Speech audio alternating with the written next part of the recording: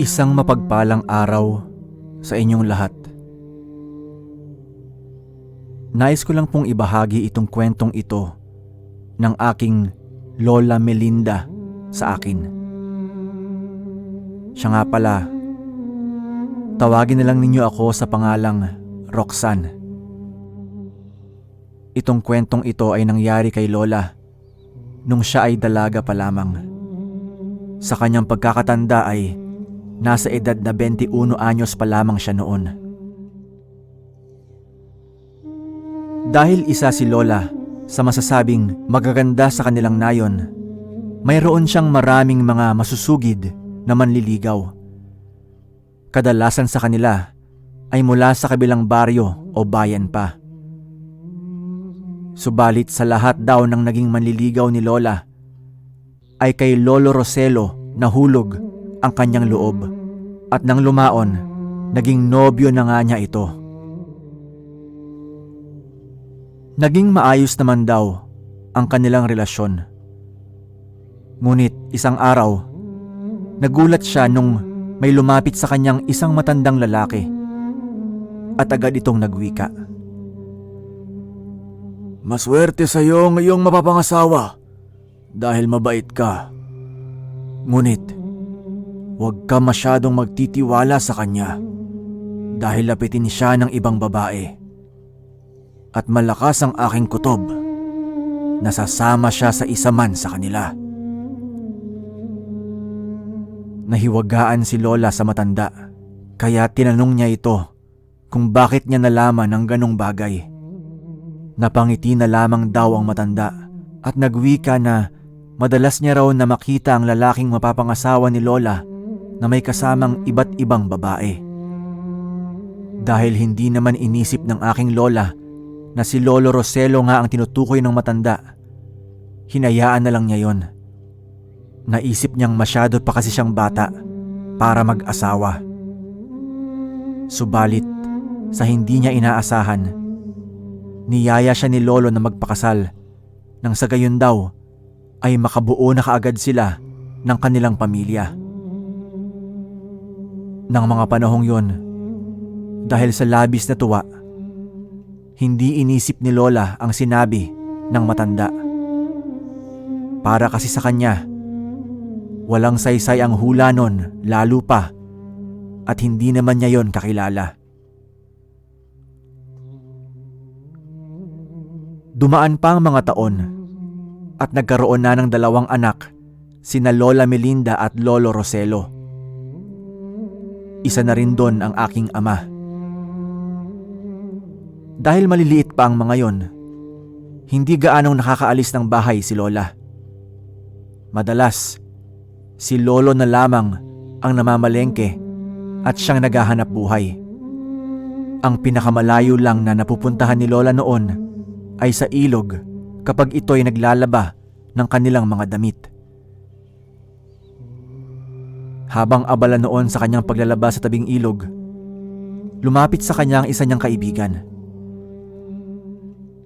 "Maring Melinda, huwag ka lamang magagalit ha.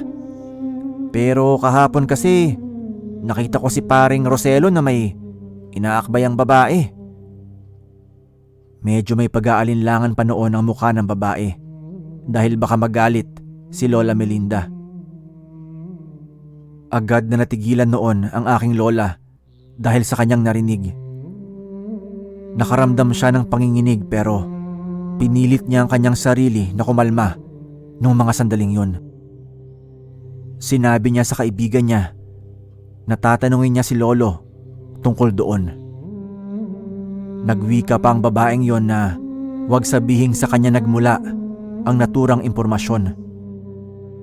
Nangako naman si Lola na hindi nito babanggitin ang kanyang pangalan. Alam din naman kasi niya na baka ang kaibigan pa niya ang pagbuntunan ng galit ni Lolo kung sakali. Halo-halong emosyon ang nararamdaman ng aking abuela na mga panahong yon.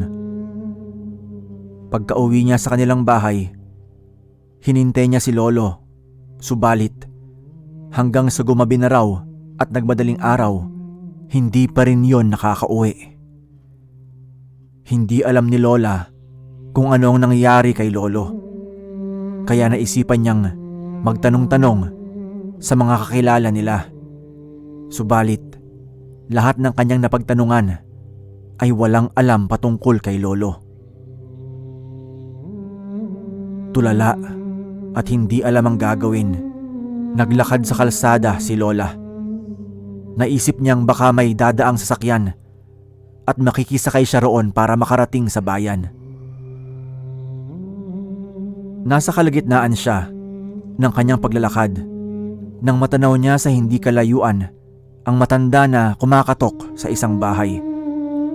Subalit, sa halip na alamin kung anong kailangan nun, sinabuyan pa ng tubig ang matanda. Walang hiya talaga ang mga yan, sambit ni Lola Melinda. Nagmadali siyang tumungo sa matanda at agad na pinagalitan ang kanilang kanayon dahil sa pagiging bastos. Noon din, nagtanong siya sa matanda kung anong kailangan nito.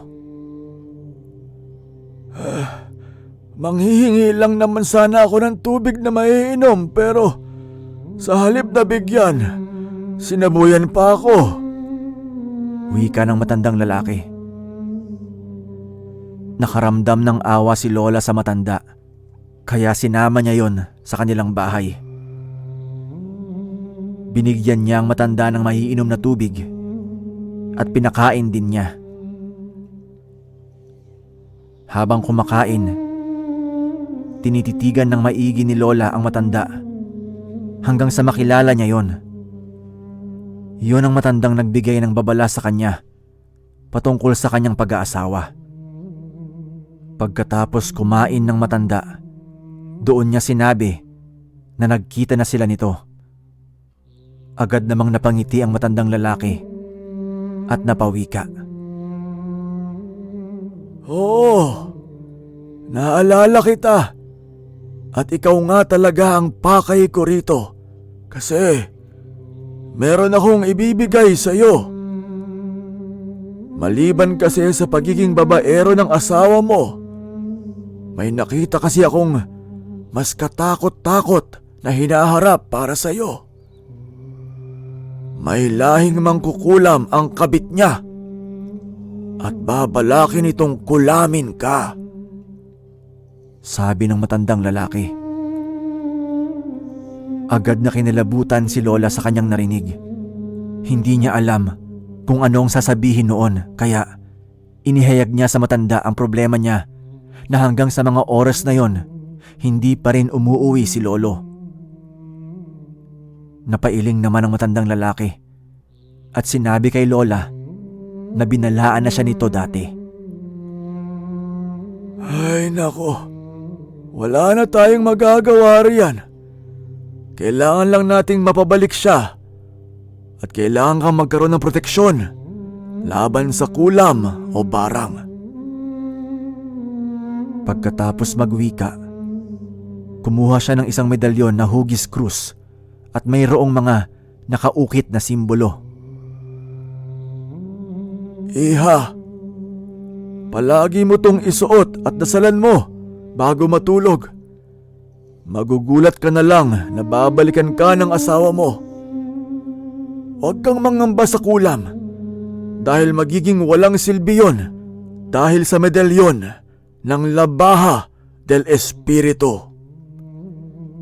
Ibinigay ng matandang yon ang naturang krus kay Lola tsaka ang papel na may nakapaloob na dasal at nagpaalam na ang matanda. Ayaw naman sanang maniwala ni Lola pero naisip niyang wala namang mawawala kung maniniwala siya at dedebosyonan yon. Magmula noon, bago matulog, dinadasalan niya ang nasabing medalyon. At kagaya nga ng sinabi ng matanda, nagising na lang si Lola na umuwi na si Lolo at nanghingi ng tawad sa kanya. Sinabi nito na hindi niya kayang iwan si Lola at maging ang mga bata. Simula noon, naramdaman na ni Lola ang pagbabago ni Lolo at tapat ito sa kanyang paghingi ng tawad sa kanya. Isang madaling araw, nagulat si Lola dahil sa sigawan sa labas. Tinatawag noon si Lolo Roselo kaya labis siyang nagtaka. "Sino ba yung babaeng yan?" tanong ni Lola kay Lolo. "Bakit parang ang tapang niya kung umasta?" Hindi nun sumagot si Lolo, pero sinabihan niya si Lola na matulog na lang at hayaan yon. Ngunit dahil nagiinit na ang pakiramdam ni Lola, nagmadali siyang bumangon para buksan ang bintana. Hindi na siya nagawang pigilan ni Lolo dahil nakalapit na si Lola roon. Pagkabukas ni Lola ng bintana, agad niyang sinabihan ng babae na umalis na dahil nagpapahinga sila. Subalit nanatiling makulit yon at ilang beses pa niyang tinawag ang pangalan ni Lolo. Dahil doon tinanong siya ni Lola at mas lalong umigting ang galit niya nang malamang yun pala ang kabit ni Lolo. "Hindi ko ibibigay sa iyong asawa ko. Kasal kami at may mga anak, kaya wala kang karapatan.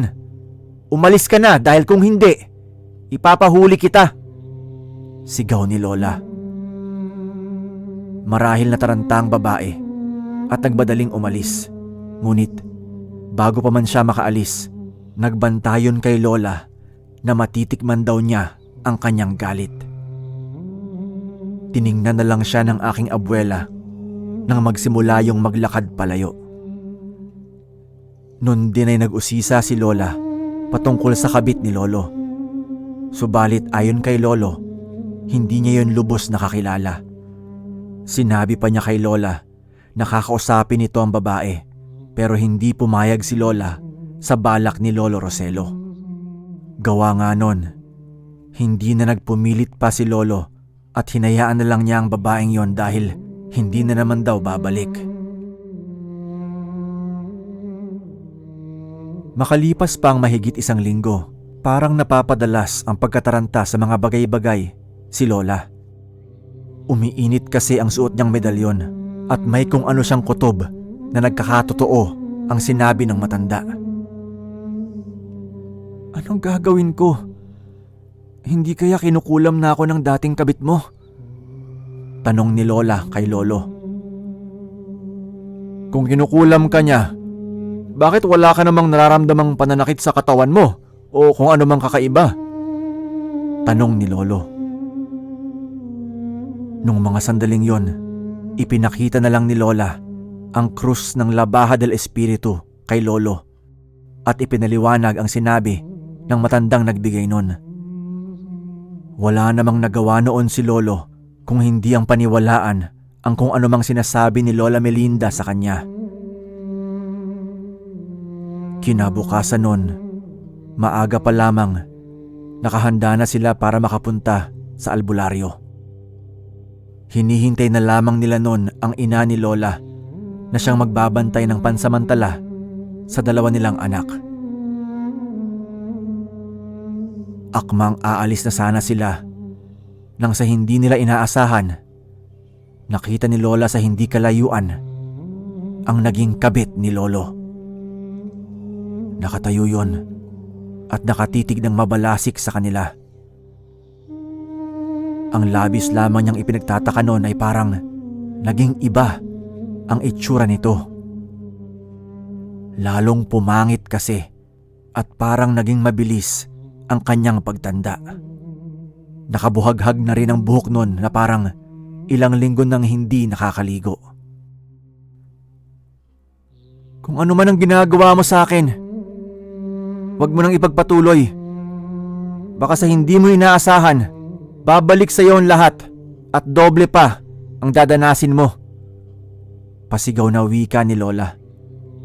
Sinita naman siya ng aking lolo at sinabihan na magsisimula na silang maglakad. Tumungo nga sila sa albularyo at pagkarating nila ron, agad na nagpatawas si Lola. Subalit, bago pa man yon gawin ng albularyo, nagwika pa siya sa aking lola na alam na niya ang rason kung bakit hindi tumatalab sa kanya ang kulam. Ngiti lang ang naitugon sa kanya ng aking abuela. Tinawas nga ng albularyo ang kalagayan ni Lola at hindi nga sila nagkamali dahil kinukulam daw si Lola ng isang babae. Dagdag pa ng albularyo, dating konektado yun kay Lolo at gusto raw nitong makipag-ugnayan ulit. Napatitig na lang si Lola sa kanya at agad niyang inirapan si Lolo. Nung tanungin sila ng albularyo kung ano ang nais nilang gawin, hindi na nag-atubili pa si Lola at sinabi na ibabalik na lang daw nila sa babae ang kulam nito kay Lola na hindi naman tumatalab. Napangisi naman agad ang albularyo at sinabi kina Lola na tatrabahuhin niya yon kinagabihan. Pagkatapos ng mga ilang paalala kay Lola, nagpasya na rin silang dalawa na umuwi na. Pagka-uwi nila, doon na sinabi ni Lola ang lahat patungkol sa ibinigay ng matanda. Inilahad din ni Lola na yun din ang rason kung bakit muling bumalik si Lolo sa kanilang bahay. Ilang araw pang naging pabalik-balik ang babaeng yun. Hindi nga lang alam ni Lola Melinda kung si Lolo pa rin ba ang pakay nun o baka nais lang nitong makasiguro na tumatalab ang kanyang kulam. Subalit, dahil sa kapangyarihan at sa bertud na tinataglay ng kanyang kwintas, hindi tumalab ang pangungulam ng babae. Dumaan pa ang mga araw at doon na nila napansin na hindi na bumabalik ang babae.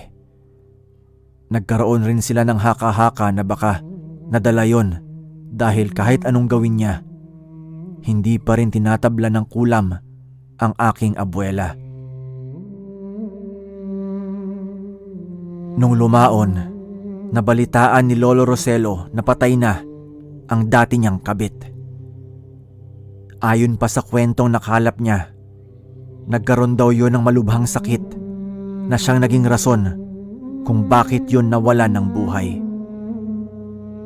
Mayroon pang nagkwento sa kanya, nakakaiba raw ang naging sakit ng babae at malakas ang duda ng mga tao na kinulam yon at natuluyan.